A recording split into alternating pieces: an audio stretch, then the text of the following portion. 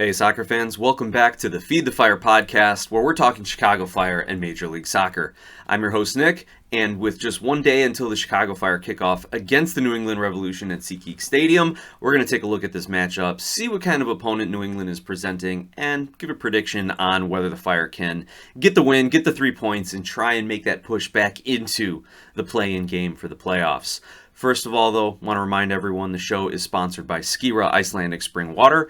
Get out to your local 7-Eleven, get a bottle of Skira Icelandic Spring Water. Some of the best water that you are going to find comes from a government-protected nature preserve in Iceland. Can't go wrong. Even though it's fall, even though it's starting to get a little cool, and oh my gosh, I said it's fall. Labor Day has come and gone. It is fall. The pools are closed. Soccer season for my kids is in full swing. It's fall. But even though it's fall, still need to stay hydrated. Go out, get a bottle or 3 of Skira Icelandic Spring Water. Again, available at your local 7-Eleven. Well, this weekend, the Chicago Fire are taking on the New England Revolution at SeatGeek Stadium in Bridgeview. The New England Revolution come into this match sitting 11th place in the Eastern Conference table. They have 31 points after 28 games. Not a very good points per game record. Usually when you're around that 1 point per game, you have no chance of making the playoffs. But there's still a lot of soccer to be played, which is good for the Fire as well. But if I'm the New England team coming in saying, look, we're 8 points behind the Fire, we're 9 points behind Red Bulls, who are sitting in the 9th spot, that last play-in spot, they still think they have something to play for. You know, they have only 8 wins, but 13 draws and 7 losses. So a few of those matches start going their way, those draws. You could have seen New England becoming a much more difficult opponent this season for the likes of the New York teams in Chicago when it comes to making the playoffs. So New England still has that belief. And here's the other thing about New England. On the road, they are a 500 team. 5 wins, 4 draws. 5 wins, 4 losses, 5 draws. So just a little bit above 500 here. So they're feeling confident coming into this game. They still think they have something to play for. And in their pregame press conference, Coach Caleb Porter said, I think we're playing our best soccer of the year right now. And midfielder Jackson Ewell said, it's definitely got that playoff feel to it, talking about this upcoming match against the Chicago Fire. So this is not a team that is mentally out of it. This is not a team that is floundering, that is just trying to get to the end of the season, that's going to just start playing their Revs 2 kids, their second team kids to see what they've got. They believe that they can play well and make a playoff run in the last month of the season. Additionally, you got a coach in Caleb Porter who has faced nothing but scrutiny in his entire MLS coaching career, let alone his time at New England, he's faced a lot of scrutiny. So he is going to be coaching for his career over these next 5-6 weeks or so. This is not a team to be taken lightly. However, the Fire should get the win in this game. Caleb Porter did say, we're playing our best soccer lately, but here's their best soccer. A 2-1 loss at home to Charlotte, a 2-1 victory at Columbus, a 2-0 loss at home to LAFC, a 2-0 victory over DC in New England. Those are their last 4 games. So they've been 500 over the last 4 games, either scoring or giving up 1 or 2 goals, I'd say. And then if you want to go back into the month of September, lost to Montreal, lost to Orlando, lost to Red Bulls, draw Austin, lost to Miami, and a loss to Portland. That was July. Excuse me. I was going the wrong way on my calendar pages there. So they didn't win a game all of July, and then they come and are 500 in August, 2 wins and 2 losses, and Caleb Porter thinks they're playing their best soccer. So take his comments there with a grain of salt. Again, he is coaching for his job, I think, at this point. Now let's take a look at the team and who the Fire are going to have to watch out for. When it comes to offense, when it comes to goal scoring, Carles Hill is their leading goal scorer. He has 9 goals on the season to go along with 11 assists. He is the man that makes New England's machine run. If the Fire are going to focus their defense on anyone, it should be Carles Hill. Leo Campagna then is the second leading goal scorer for the team with 6 goals. Thomas Shankele has 4 goals. Then you've got Ganago, Feingold with 3, the always dangerous Maxi Urruti with 2 goals, and then a handful of players with 1 goal as well. So they do rely on Carles Hill for the majority of their offense, both goals, both assists, for key passes. When you look at the assist numbers on this team, again, it's Hill with 11, and then Feingold with 4, Ganago with 3, and then a handful of players with 1 and 2 assists. So they're not generating much offense. And again, if you want to look at the key pass statistic, passes that set up assists, goals, shots, goal creating actions, all those sorts of things, it's Carles Hill leading the way with 84. Then you have a massive drop off because it's Yusuf with 31, Miller with 21, Langoni with 20. So they really don't have a lot of offense going forward.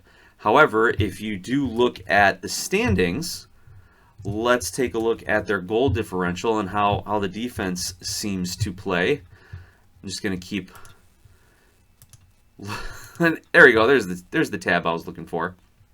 They've scored 36 and allowed 40. So it's a -4 goal differential. Whereas the Chicago Fire have scored 50 but allowed 48, especially after a season where they lose 7-2 to Nashville and then 4-0 to Philly in recent weeks. So that is... It's hard to say who has the better defense. It looks like New England by the numbers would, and hopefully we can see if Radojevic and if Waterman are in town and ready to suit up and play. Then again, Waterman did get called up to the Canadian national team for their September friendly, so we'll see if he's even available depending on their schedule. I haven't checked that, but hopefully he is with the Fire. I know he's been training with the Fire, so that would be great to have him step in alongside Jack Elliott and be those kind of big, physical, commanding center backs to prevent Carles Hill from kind of doing anything tricky up the middle. And then it's going to fall on Orahel and Davila to make sure that they're not creating any opportunities out in front of the 18 from the center of the field there. If they can keep New England wide and keep trying to have New England cross the ball in, I think the Chicago Fire will have a decided advantage, at least in the central areas of the pitch. Aerial duels, again, Elliott, Waterman, big guys, Brady commanding the box. It's those little 1-2 combinations in the midfield that are going to be dangerous to the Fire, and it's Carles Hill shooting from distance or even dancing through the defense if he can. So those are the areas that I think the Fire are going to have to concentrate on defensively. Now, offensively, the Fire are going to do what they do. They're going to possess the ball. They're going to build out of the back. They're going to spring their wingers. They're going to look for a long ball to Kuipers on occasion or play him with the crosses. If they can build up a little 1-2 possession in the middle with Gutierrez and Kuipers and any of the wingers coming in, or if you have your outside backs pushing up like a Gutman or like a Dean, working a little 1-2 combo, getting a ball into the middle, that would be fantastic as well. I don't think the Fire are going to change up what they want to do just because they're going off and playing a New England team that is below them in the standings, maybe not as good of a defense as they're used to seeing, especially recently. So the Fire's offense is their identity. They're going to stick with it. And speaking of that wing-back offensive identity, you're not going to see Barroso. Likely he's off with the Portugal U21s. Now, what else do I want to tell you about New England? Speaking of the international call-ups, New England does have a few players that were called up this year. Leo Campana called up to the Ecuadorian senior team. Mamadou Fofana called up to the Mali senior team. And Dor Turgaman called up to the Israeli national team. So it remains to be seen if those guys have already left or if they will be playing this weekend against the Fire. If Campana's out, that would be a benefit to the Fire. Again, he's one of their top offensive threats. However, if he's still there, I think the Fire still do get the win. Prediction time. I think the Fire are going to end up winning this one. It's at SeatGeek. They haven't lost at SeatGeek all season. I don't even think they've drawn at SeatGeek. I think they have a perfect record at SeatGeek. And I think the fans are going to be out. It's going to be a beautiful September day in Bridgeview. Fingers crossed. Try not to jinx it. I'll be there bringing my daughter, one of her friends, and her dad's. I think it's their first Fire game, so if you see us, wave us, say hi, help make their first match a special experience, a fun one for them. We'll be over in section 127, so give a yell, give a shout. Let's go Fire. I think it's going to be... the Fire need a big bounce back after that loss at Philly. They've had a couple weeks off. I'll give it 3-1 Fire. I think the Fire get the early goal, and I think that puts New England on its heels. They get a late consolation goal in like the 88th minute or something like that after the Fire go up 3-0. I think this is a big game for the Fire. We know how mentally tough they are, and while you heard the quotes from Jackson Ewell and Caleb Porter on New England side, I don't think they're that kind of team. I think the Fire got this 3-1. A little bit more Fire news here. It's just a quick episode to get you rolling into the weekend. This was noted by Alex Calabrese of Men in Red 97 on his social media that Claudio Cassano of the Chicago Fire 2 is now loaned out to FC Lugano and will be playing with them for the rest of the season, it looks like. He writes in his article that just a few months after joining the club, he has departed for Lugano. He signed a 3-year MLS Next Pro contract. And since arriving, he has trained almost exclusively with the Fire's first team, but is ineligible to appear in MLS because of his salary. His salary is in excess of the $104,000 cutoff for second-team players playing in MLS. So Fire 2 have his rights, and he's too good to be playing with them because he's got 10 goals and 10 assists there, I think. But he can't play in MLS because he's making too much money on an MLS 2 deal.